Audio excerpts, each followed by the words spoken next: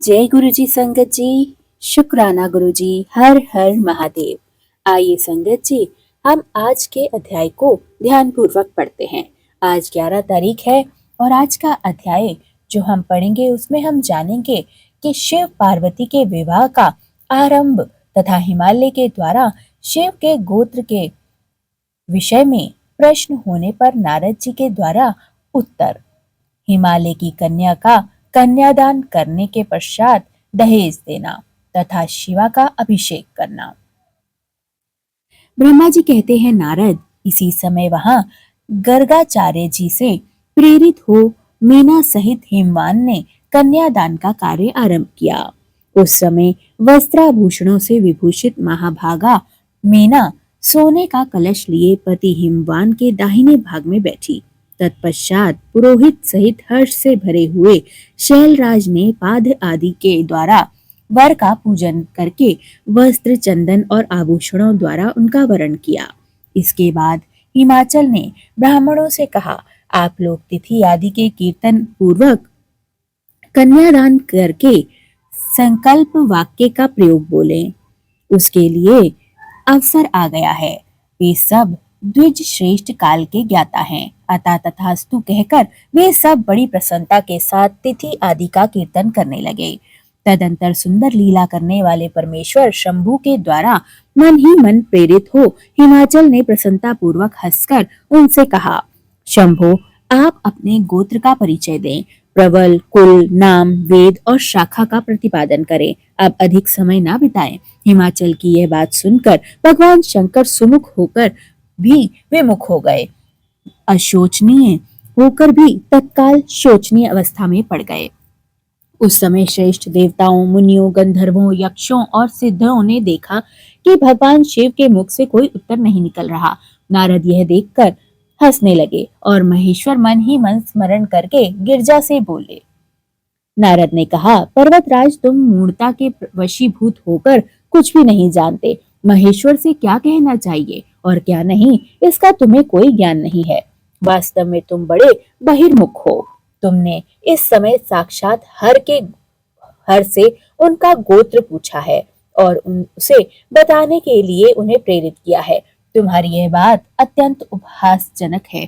पर्वतराज, इनके गोत्र, कुल और नाम को तो विष्णु और ब्रह्मा आदि भी नहीं जानते, फिर दूसरों की क्या चर्चा की जाए।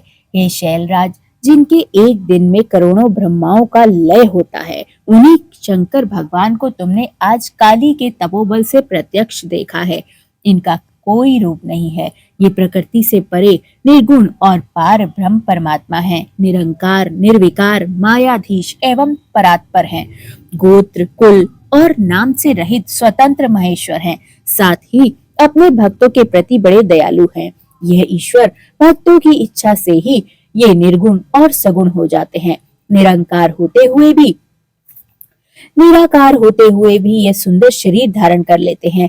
अनामा होते हुए भी बहुत से नाम वाले हो जाते हैं। ये गोत्रहीन होकर भी उत्तम गोत्र वाले हैं। कुलहीन होकर भी कुलीन हैं। पार्वती की तपस्या से ही ये आज तुम्हारे ज माता बन गए हैं, इसमें संशय नहीं है। गिरिश्रेष्ठ, इन लीला विहार परमेश्वर के चराचर जगत को मोह में डाल देते हैं। कोई कितना भी बुद्धिमान क्यों ना हो, वह भगवान शिव को अच्छी तरह नहीं जानता। ब्रह्मा जी कहते हैं, मुने, ऐसा कहकर शिव की इच्छा के कार्य करने वाले तुझ ज्ञानी देवर्षि ने शैलराज को अपनी वाणी से हर्ष प्रदान करते हुए फिर इस प्रकार उत्तर दिया। नारद बोले, शिवा को जन्म देने वाले तात महाशैल, मेरी बात सुनो और उसे सुनकर अपनी पुत्री शंकर जी के हाथों में दे दो। लीला पूर्वक रूप धारण करने वाले सगुण महेश्वर का गोत्र और कुल केवल नाद ही है। इस बात को अच्छी तरह समझ लो। शिव नादमय है और नाद शिवमय। यह सर्वथा सच्ची बात है। नाद और शिव, इन दोनों में कोई अंतर नहीं है। शैलेंद्र, सृष्टि के समय सबसे पहले लीला के लिए सगुण रूप धारण करने वाले शिव से नाद ही प्रकट हुआ था, अतः वह सबसे उत्कृष्ट है। हिमालय इसीलिए मन ही मन सर्वेश्वर शंकर के प्रति प्रेरित हुआ था और मैंने आज अभी वीणा बजाना आरंभ कर दिया है।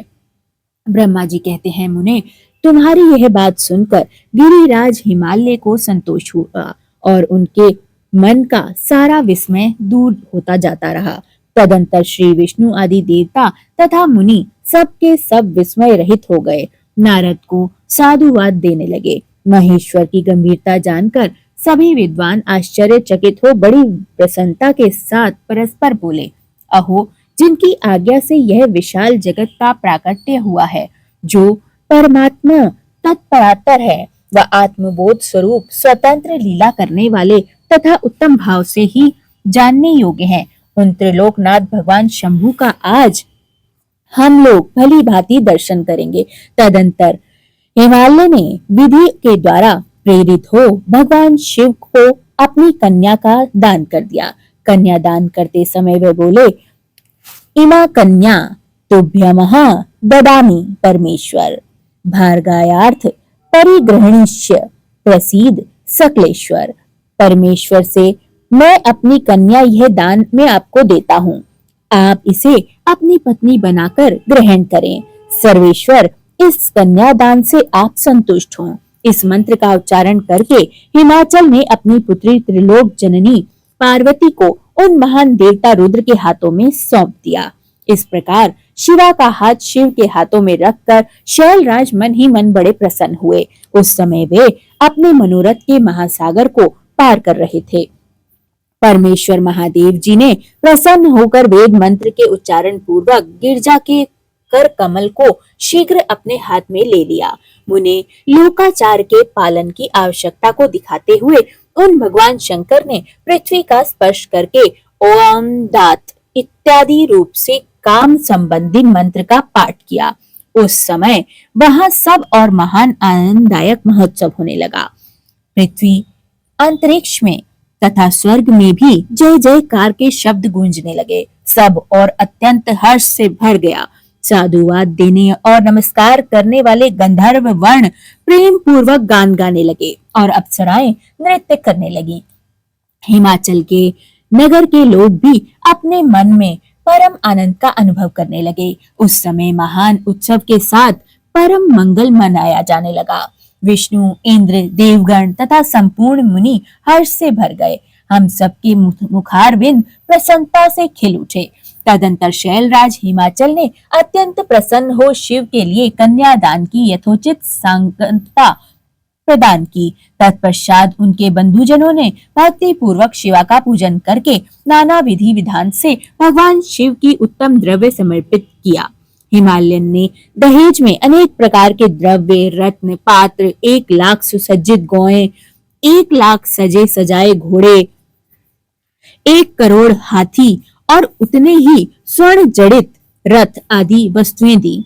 इस प्रकार परमात्मा शिव को विधि पूर्वक अपनी पुत्री कल्याणमयी पार्वती का दान करके हिमालय कृतार्थ हो गए।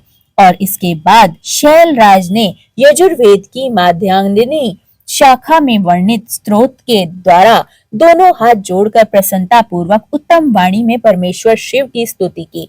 तत्पश्चात वेद वेत्ता हिमाचल के ज्ञान द्वारा मुनियों ने बड़े उत्साह के साथ शिवा के सिर पर अभिषेक किया और महादेव जी का नाम लेकर उस अभिषेक की विधि पूरी की। मुने उस समय बड़ा आनंददायक महोत्सव हो रहा था।